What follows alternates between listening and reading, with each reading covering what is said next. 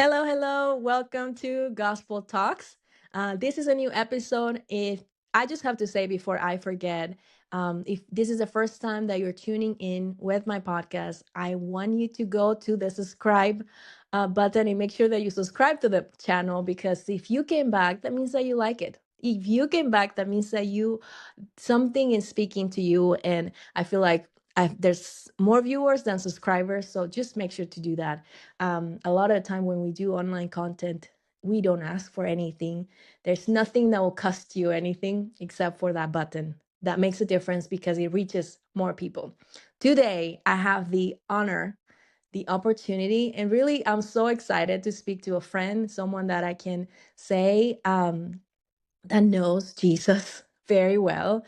And I think that's like the main reason why I started this podcast is I know so many people that truly know the Lord. And all I keep hearing outside of the church is people that say, no, Christians are this, Christians are that. But you need to know the authentic followers of Jesus.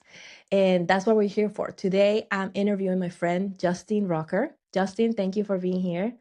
Hey, thanks for having me. This is cool. Really excited to be here. I'm happy that you said yes. I know that you have a lot of things going on.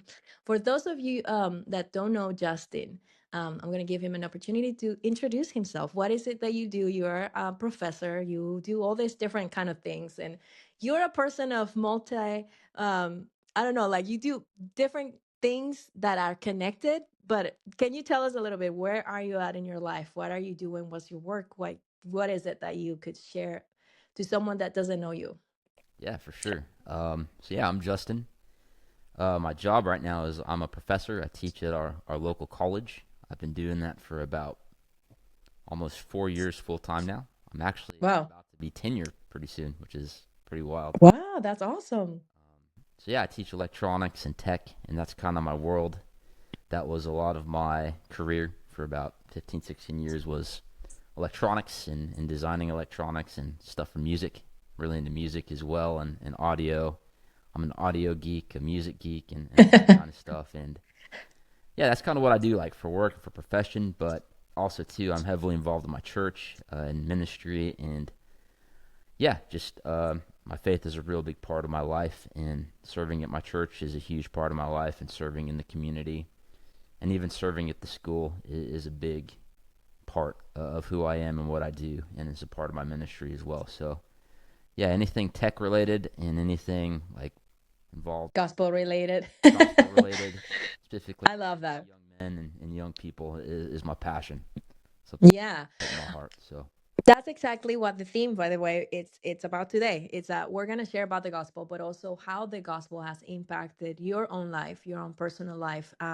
You didn't grow up Christians, I assume, or did you grow up Christian? And like, tell us a little bit about that and how was the journey of Justin growing up to the point where he encountered Jesus in that time in your life?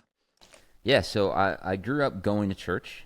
I went to a pretty awesome church. It was pretty cool, and my mom, she would make us go every Sunday. So we grew up in our mother, single mom on disability. She took us to church every Sunday. It was a non-negotiable, and even when I was young and when I was a teenager, I was like, man, I just want to sleep in on Sundays, but that just wasn't a thing. We had to go to church, and so yeah, I went to church, but it was one of those things. I had a lot of things I went through as a kid. Mm-hmm. So when I was at church, I mean, I had a good time there. The youth group was cool and made a lot of friends, but there was always this disconnect between what I heard, right, the preacher talking about, between what I heard, like the men talking about the men's group, and just between my experience. So when I turned 18, well, actually, I moved out when I was 17. When I was 17 and I moved out, I stopped going to church. Once again, it wasn't like this rebellious, like, Mm-hmm. oh, I hate church, I hate God thing. A lot of people I grew up with kind of went that way, but for me, I'm like, hey, it was fun and it was cool, it felt good, but it wasn't real to me. And then a couple years in college, I was just doing my own things. I don't know, just found myself in a very dark place, and that's when God finally revealed Himself to me, and I started going back to church and started really seeking God and just realizing how much He actually was a part of my life, and how real he was, and beginning to see a lot of the work that he was doing in my life from a young age and where it was leading. Um, Kind of in my early 20s, really started healing from a lot of that stuff, and beginning to think about what it would look like to be a leader, what it would look like to help other young men who struggled with the things I struggled with as a kid. And yeah, it's just been a journey ever since. And That's cool. So you mentioned, actually, sorry that to interrupt, that you mentioned that it was your mom, single mom, that raised you. Um, was that where was that in that picture? yeah, so, a little background. So, my mom, so I actually have a twin sister too. Uh, Hmm. my mother had met my father when he was separated from his wife. And Okay. once me and my twin sister were born, he kind of went back to his family and never told. So we were kind of a secret. Actually, we kind of still are to this day. Oh wow, no way. Yeah. So we'd see him like maybe once a year. So sometimes twice a year we'd go visit him. He lived about 4 hours away from us. And so Okay. I kind of had somewhat of a relationship, but we couldn't really call, like, we weren't allowed to call, so he wouldn't get figured out.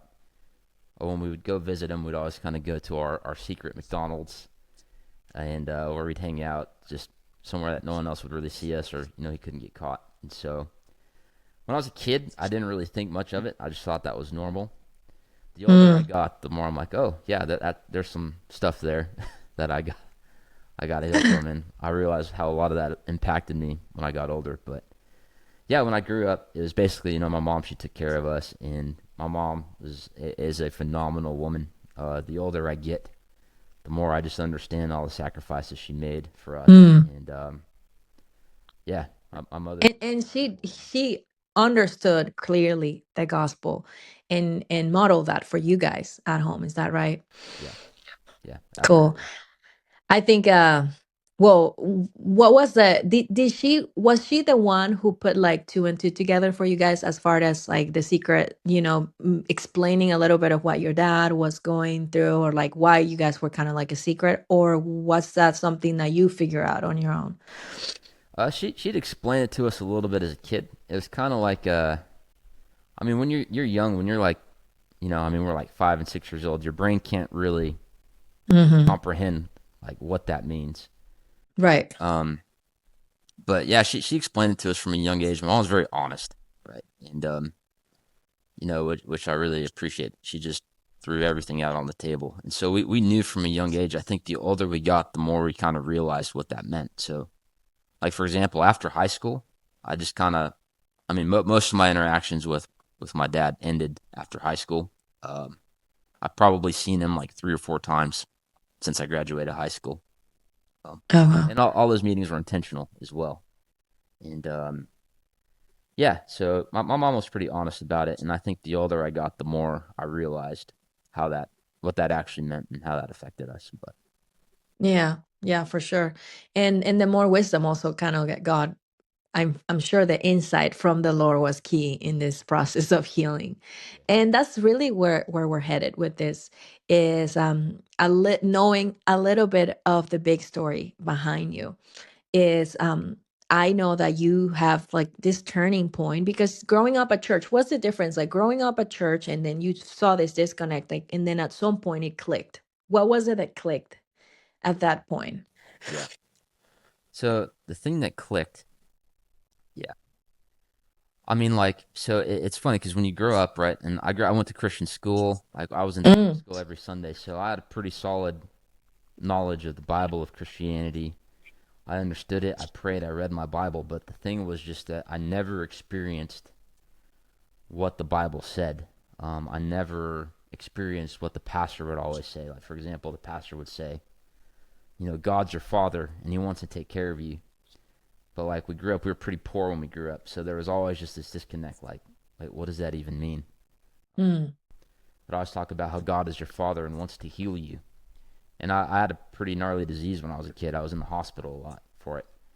And so I'm always like, well, I hear how God wants to heal people. I'd even seen like people get healed of things, but it just never happened for me. So Mm. that was like the disconnect, was like, hey, this is all really encouraging and really cool, and I'm glad that it works for people. Mhm. but I just haven't experienced it, and I have to find it for myself. And so when I was 17, I went off to college, and I tried everything. I was in the dorms. I tried the parties. I tried the frats. Tried the rock and roll and the music, and it was cool. But I was just so depressed. I struggled a lot with depression as a kid, and even in college, I found the more I strayed from church and God, and even just that community, just the Mhm. isolated, alone, and depressed I became.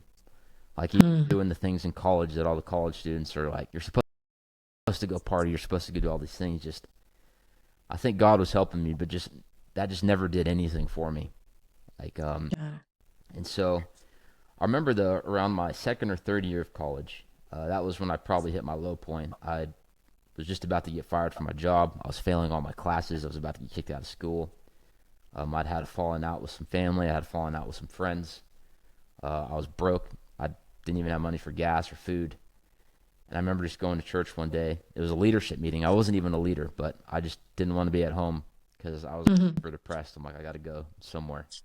And I went to this leadership meeting, and I don't even remember what Pastor Terry was talking about at the time. And I just remember I was just so just jaded. Like, why am I even here? This isn't even like real. This is probably the last time I'm going to come to church. And sometimes God, has to let you. Sometimes God Mhm. lets you fall on your back so that you can look up, right, and you can see what's out Right. there. And when I realized I had nothing, that was just the moment. I remember we prayed at the altar call. It's funny, the pastor did an altar call, and I was like, I'm not going up. Like, I'm too depressed. I'm too angry. But then everyone else went up. I'm like, well, I'm not going to be the only guy who sits in this chair. So then, and my pride. But yeah, I just remember going up for prayer, and it wasn't this crazy out of the world experience. I hear a lot of people talk about these crazy encounters they have with God, which is really cool, and I love that. But that wasn't really what it was like for me in that moment. In that moment, I just felt like a really gentle, um, just peace, and I Mm. never felt like I didn't realize how stressed and just high strung I was until I just felt this moment of peace. And I just really felt like this sense, and God telling me like, look, you've been lied to, you've been stolen from your whole life, but it ends tonight. Like, I'm with you, I'm gonna use you. And yeah, that was the moment where everything changed. I was like, wow, I actually like felt God, or I felt this peace, or for the first moment, like I ever felt validated.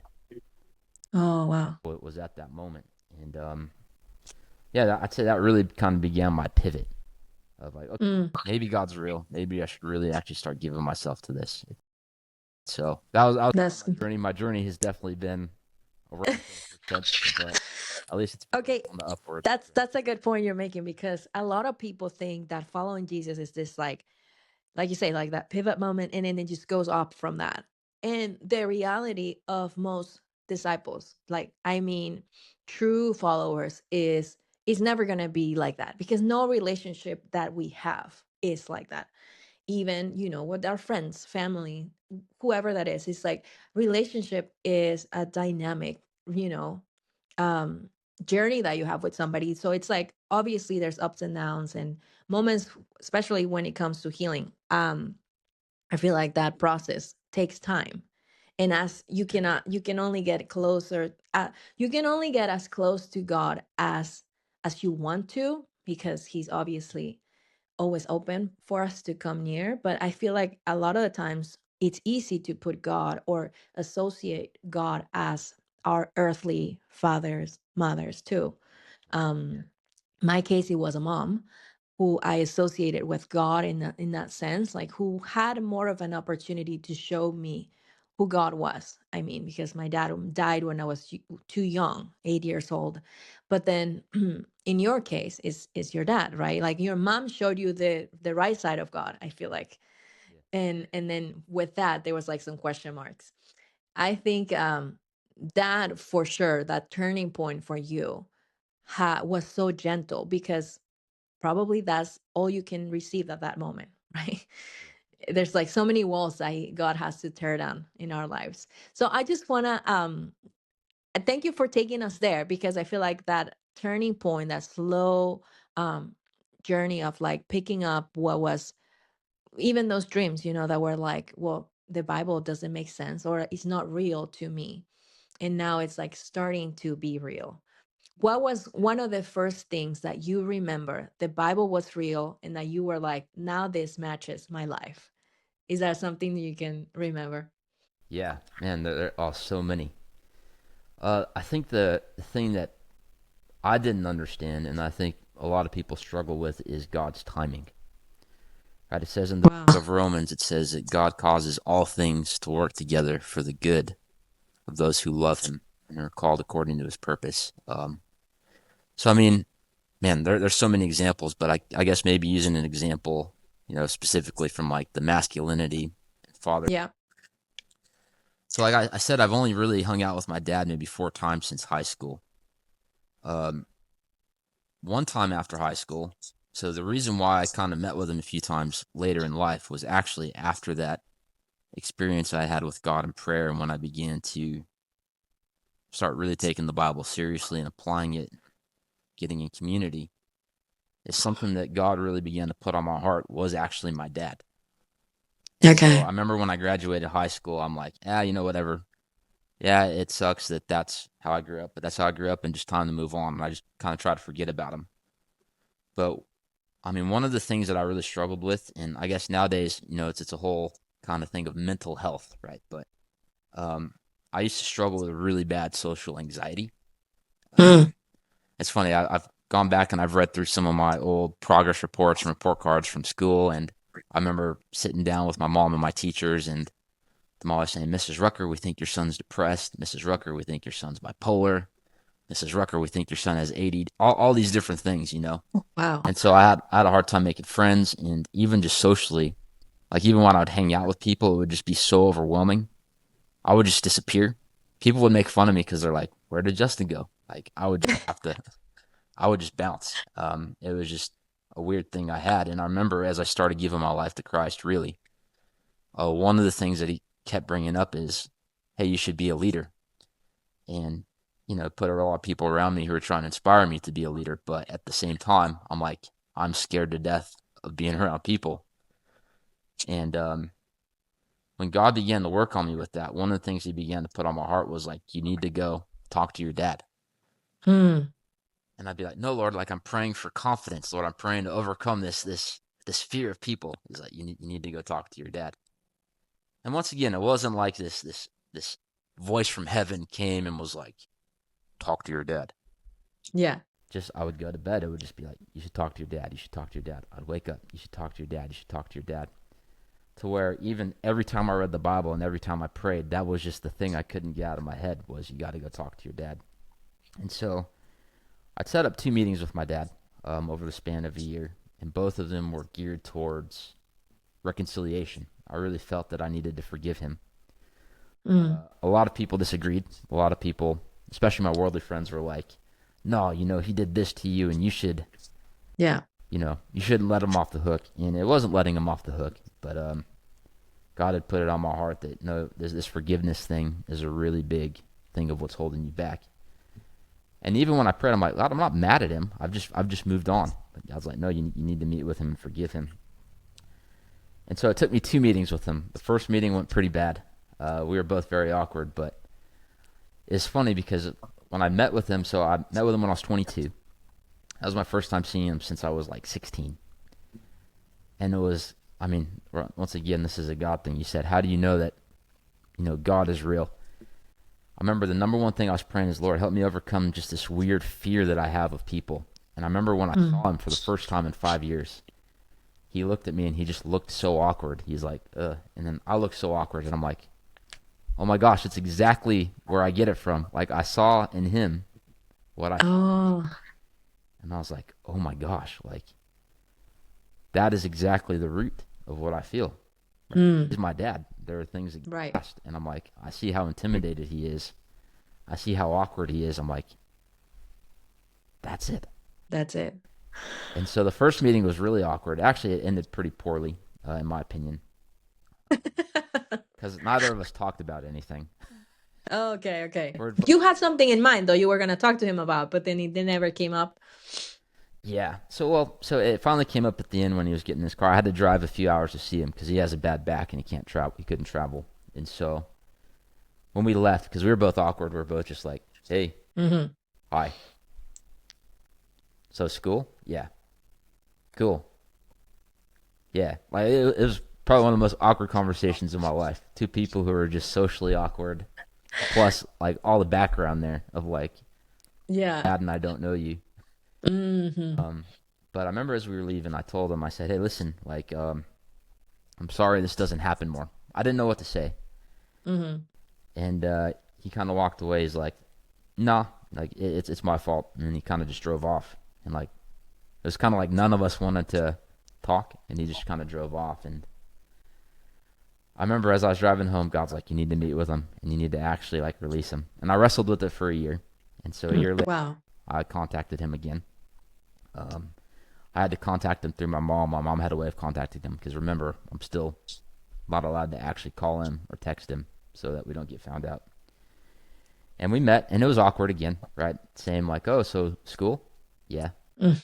Work? Yeah. Oh, in school? Yeah." Like for an hour and a half. But we were going out to the car again, and I just told them, I said, "Look, I just want you to know I don't speak for my mom and I don't speak for my sisters. But I just want you to know that I forgive you. And Mm. if you want a relationship, I'm down to have one. If you don't, that's okay too. But it's on you." He says, "Wow." He said, I've always wondered." And he just kind of got off and drove off again. And I just remember right when he drove off, I just felt like that spirit, that fear, like that Mm-hmm. crippling thing, like it just left instantly, just boom. And I just remember driving home being like, "Oh my gosh," like just the power of forgiveness, Mm-hmm. but even just the power of reconciling the father son relationship. Yeah. I mean, it's not my responsibility to do that, right? As a father, it is the father's responsibility to look out for their kids and to provide and to have those conversations. And just the reality is he wasn't going to do it. He doesn't have God. He's not a Christian. He's not a believer. So God has done a work in my life though, and I do have a Father in heaven, and even though it wasn't my responsibility to make it happen, I just still really felt like I want to make this happen for him and for me. And so just Yeah. forgiving him, I remember when I forgave him, just that fear was like just this weird weight just lifted off. I can't explain. It was like this weird spiritual experience. And I remember when I got home, like there was people at my house, and I just became so social, and I had like no problem talking to them. Wow. And yeah, that was a really practical example of right. The Bible also says honor your father and mother, and it'll go well Mm-hmm. with you. Yeah. The Bible doesn't say honor your father and mother if they're good to you and if they're Exactly. if they treated you well. It says no, no, no, that you got to honor your father and mother. And I felt like going there to forgive him, however dysfunctional our relationship was, and to be honest, still is. It just lifted that off of my life at that time. Mm. And sometimes that spirit would kind of come back, and there'd be occasions where I feel it, but I beat it now. It's not like It something that's doesn't have inside me. exactly. Like Exactly. I cripple it, I defeat it now. And so yeah. I love that. I love that. And a lot of people I think that are watching, this is really beneficial when you are on a journey of healing, is that a lot of the times you think, well, I'm never going to struggle with that again. Like because it's true when there's a spiritual background to it. There's patterns that we learn from our families, but also there's a spiritual thing behind it. There's a spirit a lot of the times when it comes to if something can um make you feel like you are what was the word that you used for like kind of like rigid, like you can't even like socially awkward. There's a thing that we call now, it's like we have a word for it, socially awkward, but really in the spiritual realm, that's not the name for it. And a lot of the times we name the spirits by the wrong name, and it's like this oppression that we experience. And then the moment that the Bible does say, resist the enemy and he'll flee from you. Yeah. And fleeing from you, it's literally what the word means. It's like fleeing. It's like it's instantly he's gonna go. And you're gonna be like, what was that? Like that was all I needed to do, like my whole life. That was it. And then, but then the moments when it comes back, if you haven't developed that maturity, to think, why is this back in my life? Why is like the spirits will try to come and like speak to you and say the same things or like make you experience similar things. But then what happens is that you have a territory that you've won. Like you have no longer, and I feel like for Christians, a lot of Christians are not familiar with few very basic secular words that you can, I guess, help you understand better what the spiritual realm, how the spiritual realm works. And one of them, it is jurisdiction. It's like there is no jurisdiction for the enemy whenever you say, you no longer speak to me. It's like you have that power to say that, and then to say you no longer you have power because the enemy does have power, right? He has influence, but then he just has no influence over my life. And that's what James says is resist the devil. But before that, you have to submit to God, by the way. It's like the verse before that says, therefore submit to God, and then resist the devil, because you were submitting to God, to that word that prompted you. You need to forgive your that. And that was very gentle. It's not like you have to do this. Justin, God didn't sit you down and be like, come on, like shook you, like wake up. This is what you got to do. It's this prompting of the Holy Spirit and that little obedience, like an invitation to obey. And then once that happened, then you resisted the devil. And because of that, every single other time, it affected your, so it's amazing how it's all connected, by the way, how your social abilities were connected to forgiving your dad. It's so spiritual. A lot of these things are so deep. Yeah. Yeah, it's I mean that's the thing about faith is faith takes action. Mm-hmm. One of the big, I think, tragedies and one of the big struggles that I see, especially with a lot of Christians, is this idea that okay, I'm just gonna pray and God's going to change my situation. Right. The thing is, faith always involves action, and it's like God actually wants to change your situation, but He wants to change you, Right. right? So like with my dad, right, I could have just prayed, and I did pray like God heal me from whatever you know what happened in my life with my dad. Mm-hmm. But He didn't just kind of turn on this little love light, right? Like, okay, now you're better, you're healed. No, He walked me through forgiveness. Yeah. See, here's the thing. I mean, even some people hear that, they're like, oh, that's just some spiritual. It's actually, it actually makes a lot of sense too, right? Faith actually has a lot of wisdom in it, right? One of the things that I came to understand, that God helped me understand in that moment, is my whole life I was hidden.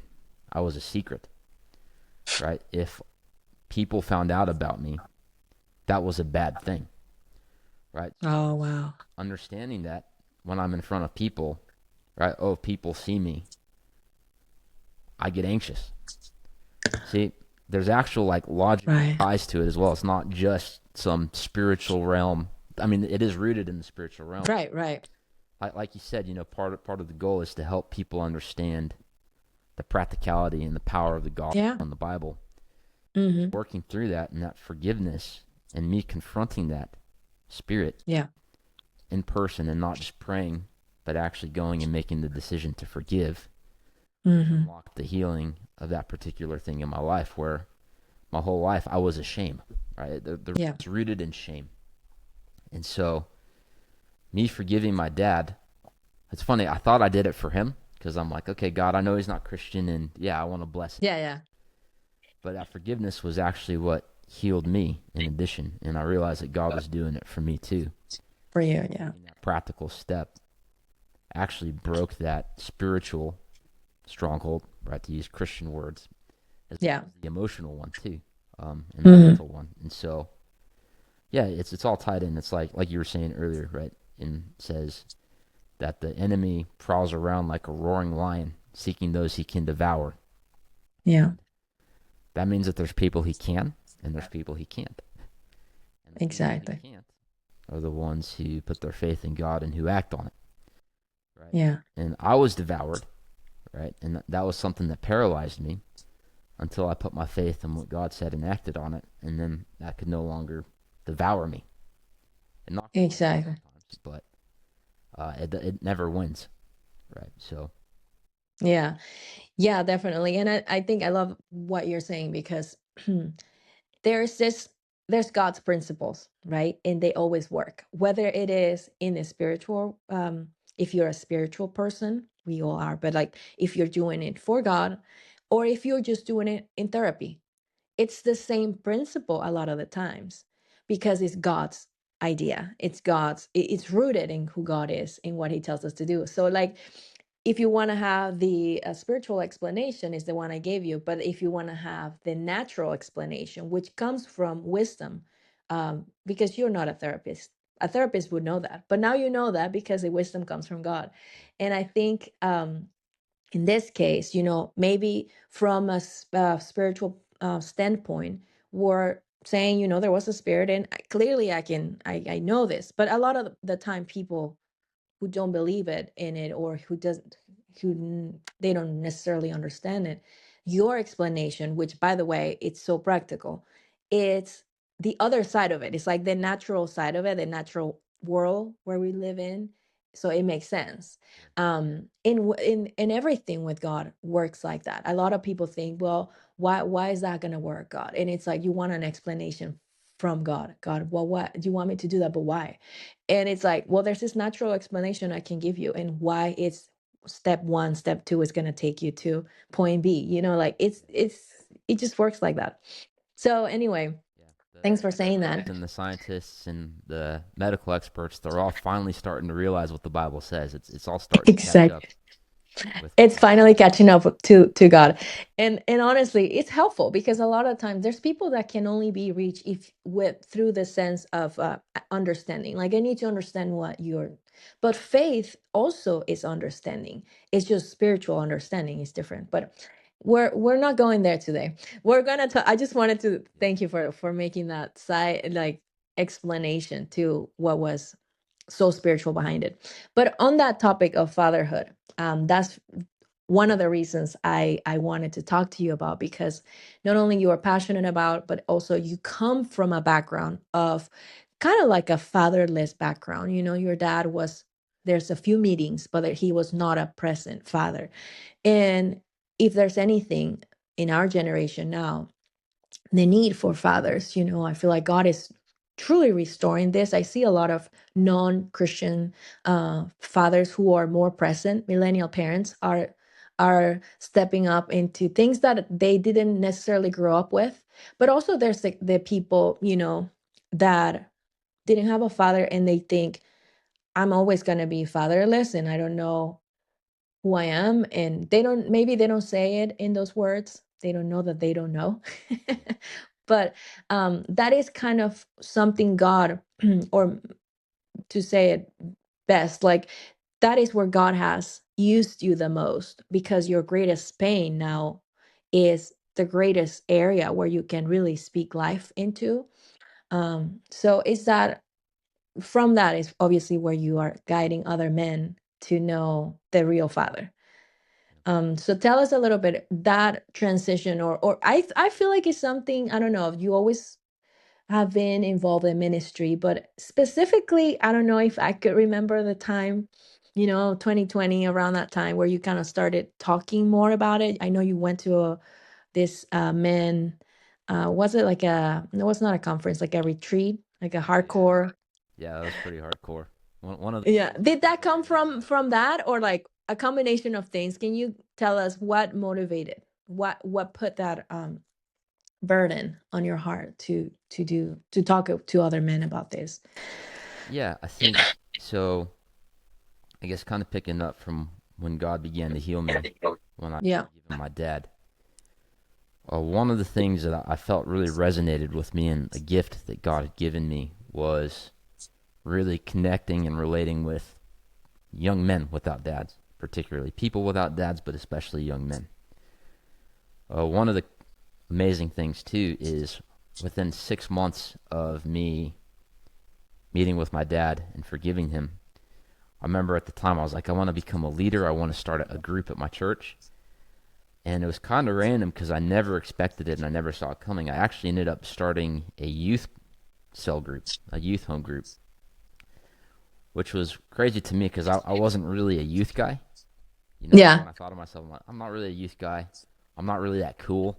Like, I'm a little more nerdy. I'm a little more, I don't know. I just never thought of myself as a youth guy. But it's funny, the youth cell group actually kind of just happened. I didn't even try Hmm. to start one. I was going to church and there was all these new kind of youth, this group of boys who started coming to church and they just started gravitating towards me. And it's funny because like I didn't try to like talk to them or they just kept coming around me, kept hanging out. And so eventually I'm like, okay, I start talking with them and they started bringing their friends and they wanted all their friends to meet me. And I remember I ended up actually starting my first cell group was like a youth cell group with about 7 young men, all high school, a couple junior high as well. And I remember like the first meeting I had, I just had everyone go around and share just about their life. And I realized that there were every single young man in the group except one, none of them had a dad. Oh. I mean, the one who had a dad, he had some issues with his dad, but I mean, you know, fathers and sons that they got their issues, but everything they were asking me was like all these questions that kids or sons would ask their fathers. And for me, it blew me away because I'm like, God, why are these young men talking to me? Like, it's really, I feel weird. Like, I'm like, I don't feel like I'm the person to answer their questions. I don't feel like I have any sort of experience in helping these teenage kids. I mean, I'm still wrestling with my own issues. Right. And, but I think that was just one of those things, right, where God just started directing these young men towards me. And I just realized, like, wow, this is what I was born for. Mm. Like, I know our generation, if I could be honest, right, we use this word trauma. And trauma Yeah. is real, but we get kind of funny with it, I think. And some of us, we even wear it as like a badge of honor, like, oh, my trauma is this. Oh, your trauma, well, my trauma. And the truth is, I mean, I know this might sound kind of harsh, is if you have trauma, you got to deal with it.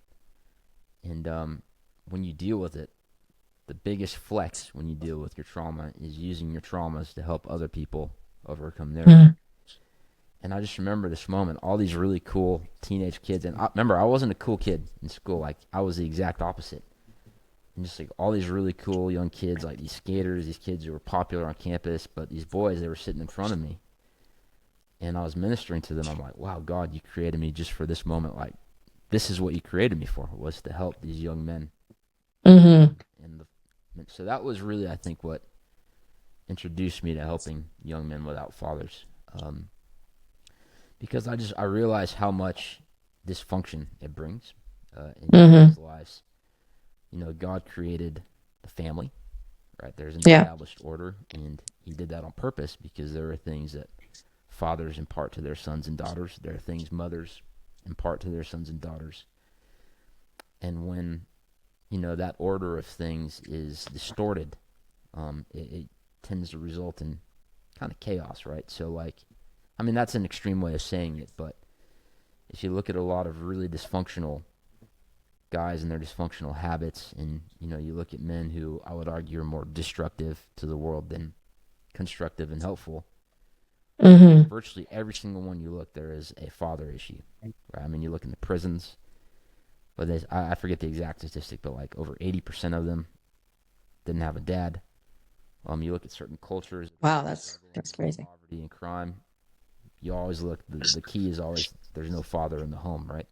It's Mm. a common theme because right, society has distorted God's design, and I think God, particularly for me, because that's something that I struggled with, has helped me to see that, and has really given me just like a big radar, right, for fatherless young men. So, um, I would say, On that radar, sorry to interrupt, but on that radar, for men could, you know, it's harder to identify like this comes from trauma. You mentioned the word trauma, and it's a real thing.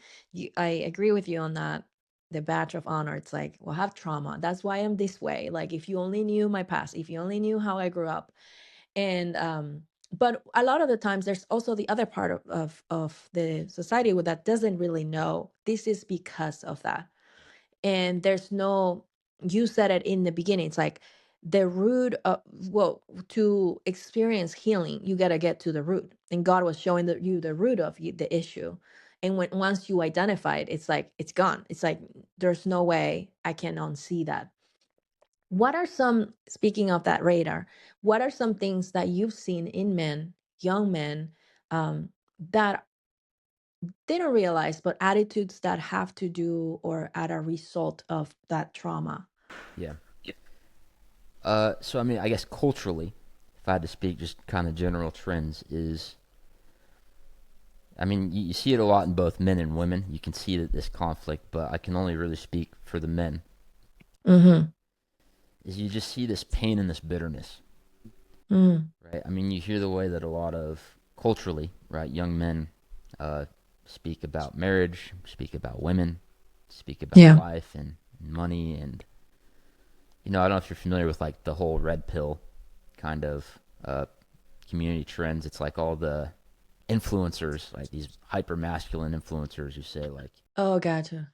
get as many girls as you can and get as much money as you can, and what they do, and those guys are just traumatized as well. And rather than fixing their pain, they're leaning into their pain, and it's really easy to manipulate people who are in pain, right? Yeah. And so I think for me, the obvious thing is just the pain that you see in the dysfunction, right? Even so, I teach at a college, right? And I'm Mm-hmm. with young people, and even just asking them about their dreams, and hear a lot of young men talk about like family and women, and not even about getting married, because that's a whole nother topic. But you hear guys talk about like, yeah, yeah, we can't trust women. They're just out for your money. They're gonna hurt you. You can't be open with them. And then you hear women on the flip side are like, gosh, are there any good men? You know, and you Mm-hmm. just see, rather than you know us coming together, right, complementing each other, there's a divide where it kind of is becoming like a us versus them Yeah. culture. I can't speak for the women in that, but for me, that's like the obvious sign is when you talk to young men and when you talk to them about their hope for the future, they don't really have hope. Or when you talk to Mm-hmm. them about the state of their life, they they don't take responsibility for it, right? It's this message of, oh, well, no, it's because the system's against me, or it's because women are against me, or it's because the Matrix, right? That's like the common thing people say now. It's the Matrix's fault. And I think one of the signs of a man who struggles with, or who has had these issues from not having a dad, is responsibility. Is just this fear of responsibility and this inability to take responsibility for your life. And Wow. I get it, right? It's like, especially if you have a dad who wasn't present, or if you have a dad that was abusive as a, Yeah. that comes with a lot of trauma, that comes with a lot of wounds, and I sympathize with that, and I will sit with anyone who's gone through that and help them, and talk with them and just be there to listen and to comfort and offer any advice. But the thing that a young man has to understand is that when you turn 18 and when you become an adult, you now have the keys. Mm. You now have the keys to your life. Despite how good of an upbringing you had, or despite how abusive or traumatizing it was, you now have the keys, which means you now have the power to change your situation if you choose to. Mm-hmm. Some people have a lot farther to go, right? It's like a car. If you have the keys, some people have a really long way to drive. Mm-hmm. Some people have to drive further than others, but even so, you still have the keys. Yeah. And I just see like a generation.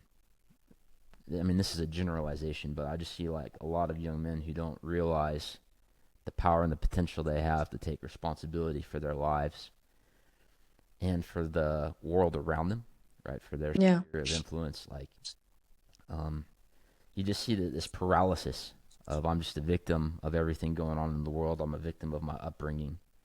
Yeah. And the truth is you can be, but you can also choose to overcome, and whatever you choose will come to pass. Yeah. And also speaking of this, like phrases that we say in our generation is it ends with me. And one of the ends with me that I see on the flip side, or like these dark side of it is it ends with me. I don't want to have children because my family line, if you only knew how what they've done and how they not contributing to society, but the way that I'm going to contribute is by not having children. I'm ending it with me. Or you can be like, it ends with me, that my family did things this way, but because of Jesus I can do things different. So there's like, to everything there's two sides of the responsibility. I guess you're right on that. It's like taking responsibilities, that it ends with me. And but how does it end with you? Is it because you're going to do something about it, or because you're going to just, the easy way really is to stop it with you. It's like, I don't want to have children. I'm never going to get married. Like, I'm just going to be this loner. That's like the solution for a better world. It's like, but it's somehow, I know what it's like to be deceived to the point where it's like, it makes sense, in their lives. And when you say these crazy things, and it's like, it makes total sense. And especially in a group that supports that, um like the lack of responsibility, I guess. It's like, less, that's the right way to live. It's normal. We normalize sin to the world, that to the point where it's like, you no longer see the blur line. It's like, this is right. Yeah. And that's the time where we're living right now, right? It's like the end times. It is, people will call the wrong things right. And the things that are bad, they're going to call them good, because there's no line. And I think that's where, a lot of the times, even what you're sharing right now can be controversial. And I think, a lot of men, and I want to at this point just speak specifically to those who already follow Jesus, you know, because a lot of Christian men don't get to the point of maybe even where you're at right now, where, as a believer, as a follower of Jesus, or just as a Christian. I think, like, when I say Christian, I think like the broader picture of everyone that comes to church and says, yeah, I want to follow Jesus, um, they don't come near to the point of healing where you're at, or where God wants us to be. What do you think the disconnect is in that? Men that have come for a long time, heard a message that you don't hear outside in the world. What happens in that mindset? What things should have they not surrender to really embrace the life God has for them as a man of God? You know what I mean, like, with that disconnect. Yeah. Yeah, I would say the big disconnect comes from isolation. What I mean by that is, right, I'm going to speak in general terms here. So I know this is different for everyone, and there's different degrees for everyone. Mm, In general, right, men, we tend to be very driven by productivity, right, by success, by action, by doing things, right, by seeing fruit in our life, being fruitful and productive. That mm-hmm, tends to be what we're naturally good at. That tends to be what naturally validates us. And the thing is, when we don't feel like we're successful, right, or when a man feels like he's um, less than, or like he doesn't have what it takes, right, that becomes a very challenging situation for a man. Um, and when you feel like you're less than, the correct response is to get help.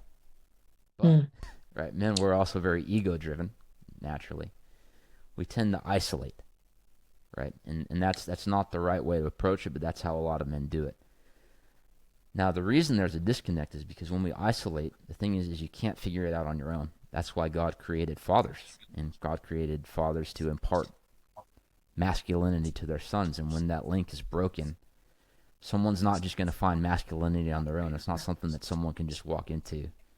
It has to be passed through someone. It has to be imparted. You have to be discipled into it, right? I mean, I guess to give you a simple one-word answer, it is discipleship, mm, mentorship. That's the thing that's lacking. And so you have young men who are in pain, who are broken, who, yeah, maybe the world dealt them a wrong card, right? Or challenging life in certain situations where they might have a disadvantage. Okay, but that's the diagnosis. But what do you do? What prescription do you take, right? How do you solve that problem? The way you mm, solve it is by connecting with other people who can help you and who can guide you to overcoming and towards becoming a productive member of society and becoming a light, right? And becoming productive in that way and getting back on your feet and learning how to overcome those challenges and learning how to push through, right? That's what men Right. are good at. We're good at pushing through. But the problem is culture, it prescribes the exact opposite. It tells you, oh, well, it's everyone else's fault and you're on your own, right? There's a common thing if you look on social media. No one's coming to save you, right? That's like the thing right now, which in essence it is true. What that really means, if you look in the truth of it, it means you are responsible, right? You're responsible for your life. You're responsible for the sphere of influence you have, whether it's your household, whether it's your job, right? And the influence you have at your job or the influence you have at campus.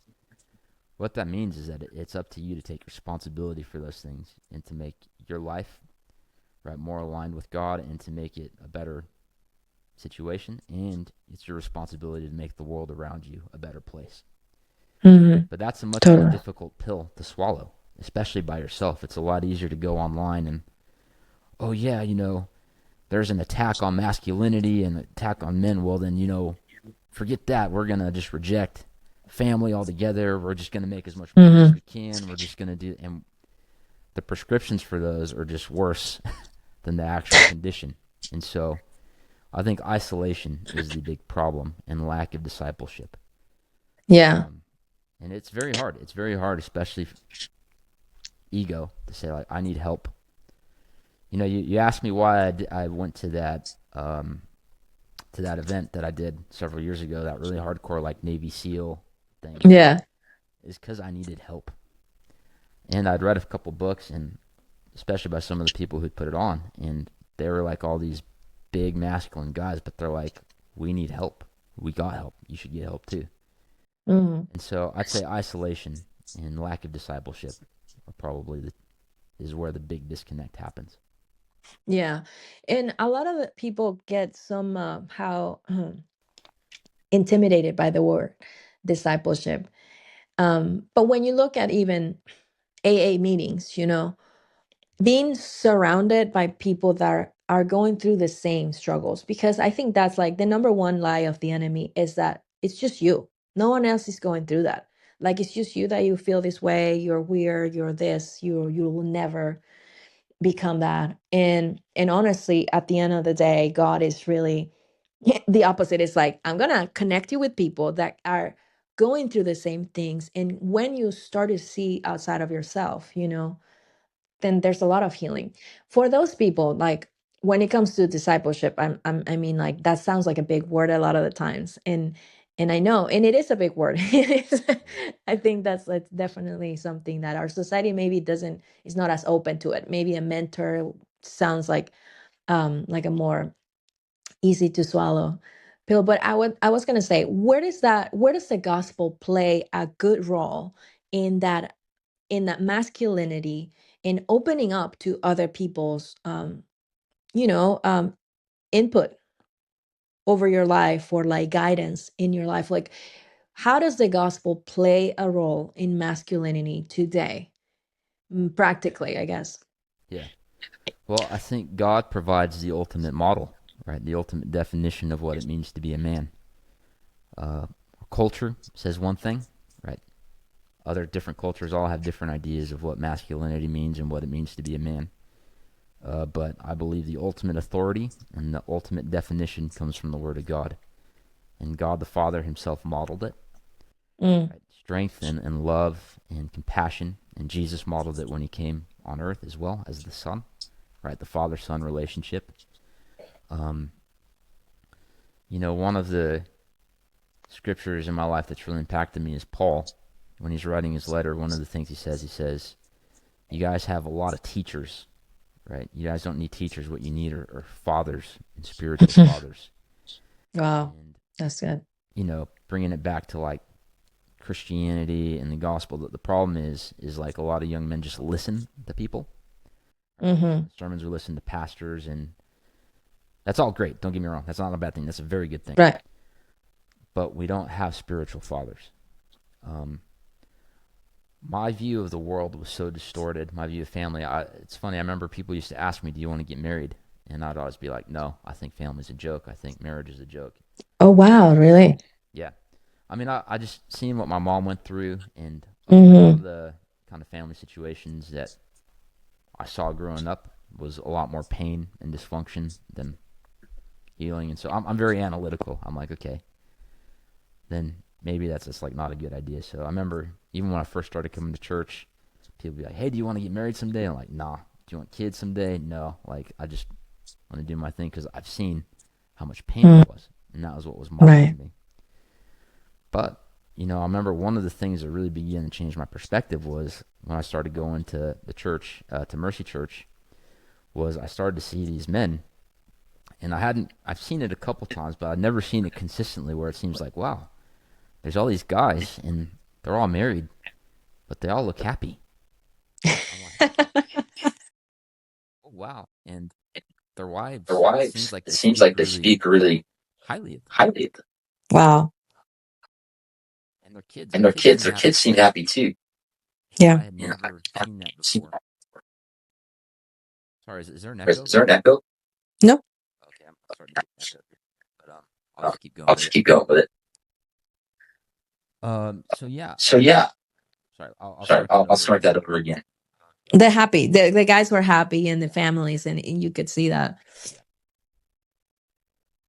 So I So began to I see this began to see model this of model of men, and I'd men, never and seen I'd it never before, seen it where their before, where wives the seem really wives seem happy really to be happy married to to be them, married to, and they and seem to they be really seem to be really happy happy to be married with to be their married with their wives, and wives, and kids seem to their be kids really seem to be happy. And really I've just happy. And I've never just seen that never seen model that model in that way, in that way, especially especially consistently. consistently. And I'd And heard men I've get heard up on the men get up on the microphone before microphone church before and kind of like church and joke kind of about their joke about their wives and how they wives and how nag they and all nag this, and but all this, but I'd never I've seen never men get seen up and men get up speak and like, speak like, I love my "I love wife. my My wife wife. is My wife is beautiful. My wife beautiful. is My wife lovely. is She lovely. makes She makes like a like all." I'd never I'd seen that. never seen that, Wow. That began to and that change my began to change my perspective. perspective. Um, Um, and then when I and then started when I talking with start kids who talking had a to kids who dad, you have see that, how you see actually how like actually healthy like they are. healthy they are, Not and perfect, not but like, perfect, but like, wow, you're way more wow, you're way functional more than I functional was at than I your was age. at your age. Uh, those kinds of things, I'm I'm not gonna not going to experience that by experience that reading the by Bible. reading the Bible. The Bible will The tell me Bible will about it, tell me but about it, but I have to put I have to myself in put a myself in a position where I position follow where the I follow Bible, the Bible, I put right? And I people in my put life people who in my can life model who can things to model me. things to me. Absolutely. I love that you're saying that about mercy because that was my own experience too. I thought as a believer, because I met the Lord when I was 18 years old for freshman year of college. And then I come, and then I drifted away, completely turned my back on God. Intentionally, my prayers went from God, I love you, to I don't want to hear you. Like, don't talk to me. Like, I really don't want to hear it again. Kind of like a Yeah, rebellious daughter talking to their dad. Like, I don't want to hear it.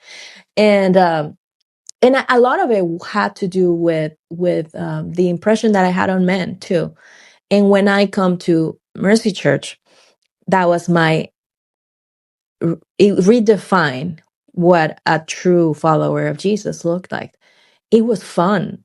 It was actually something that you admire. Somebody, you would look at someone and be like, you're so deep. Like, I'm having conversations with you. And what is this? And the men are so like filled with the Holy Spirit, but also very fun, which I thought there was a disconnect. And I like, you can be filled or you can be fun. You can be both. And then I'm thinking, these guys are fun to be around. And also they speak life. And I'm like, how does this happen? And I think that what you just said and that big word that we used early was discipleship. You know, it's this little, I mean, I love that the impact that it had on you had to do with families because it was the same impact that had in my life. That's like, this is the real deal. Like, this is what Jesus wants for us. And it's like it changed completely the way that you saw even yourself, for as a future husband to someone. I think you are at the point of the conversation where we can tell people, if you want to start showing up, say that someone watched this and they're wondering, like, what can I do next? What's my next step as a guy? What would you tell them, today? yeah. Yeah. Number one, Number I would one, say is let's take say, is take responsibility. responsibility. Take Take responsibility for your responsibility for life. your life.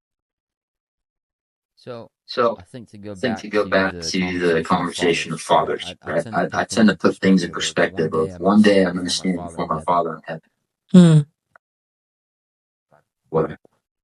For me, I And for think me, the I think best the thing that I best could thing say that I to could my say to father my is that I father was a is good that I was a steward good steward with what he gave with me, what he and that gave me, and that I I impacted as many impacted as people as many I could people as I could significantly as I could did with in my what he did in life. my life. So And so when I think of when I like think of like what is what the measure is of the measure of success, success, I would is say impact. is impact. I don't Now, mean I like, don't mean like, oh, you got to oh, impact you got to thousands impact of thousands people of versus people, 10 people. If you 10 impact people. If only you 10 impact people, then 10 you're a people, then failure. you're a But if you failure. impact But impact thousands, then you've thousands, made then it. you made it.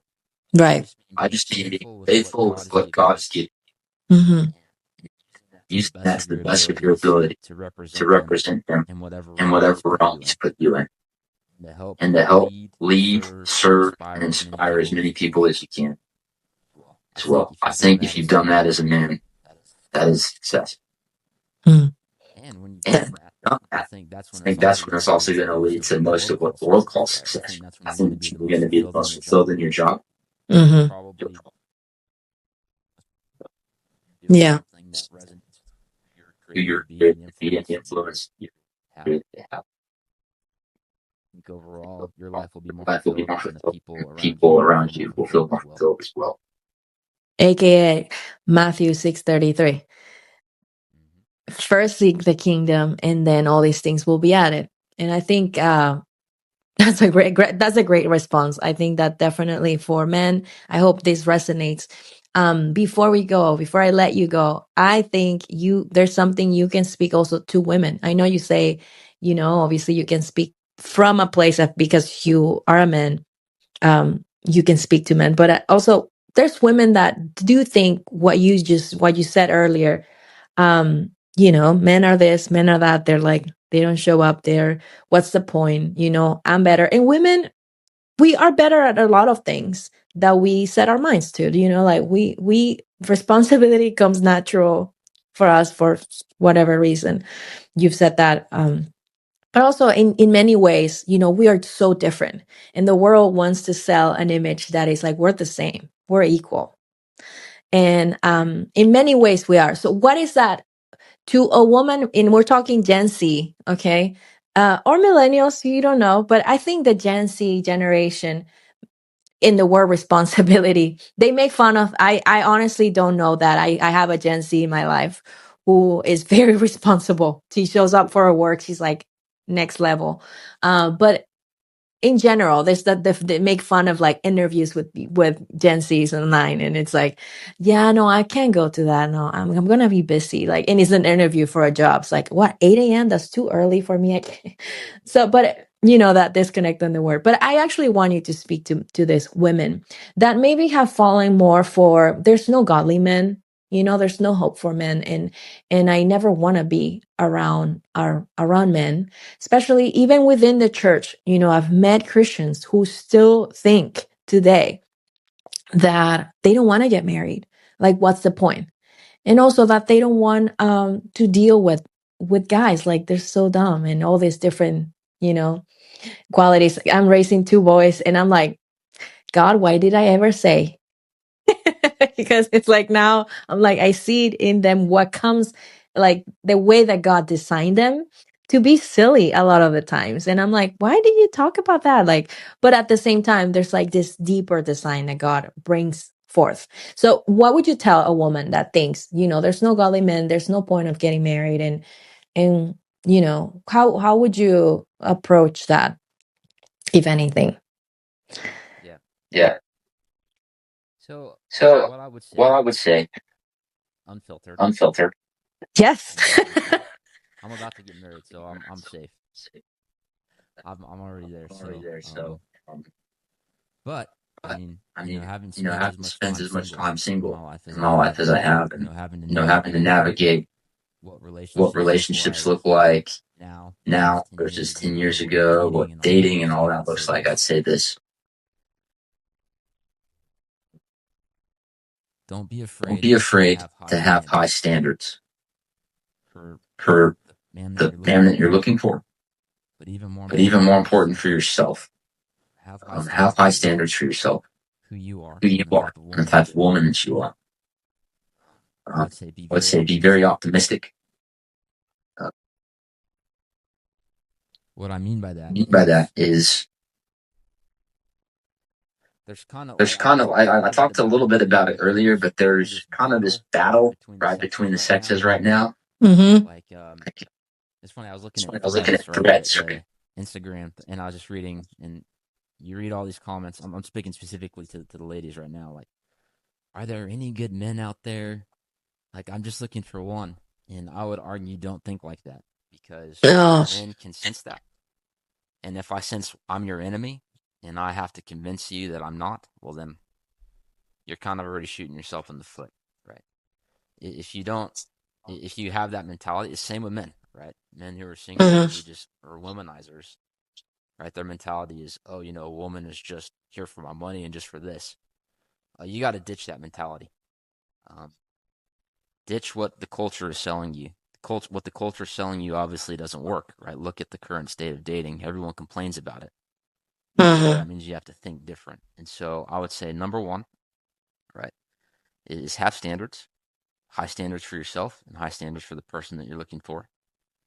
Number two, be a little more optimistic, right? I'm not saying that you have to be like, oh, all men are awesome, but you'd be surprised what happens when a man finds a woman who sees potential in him. You'd be surprised that you see the things that come out of a man who's believed in.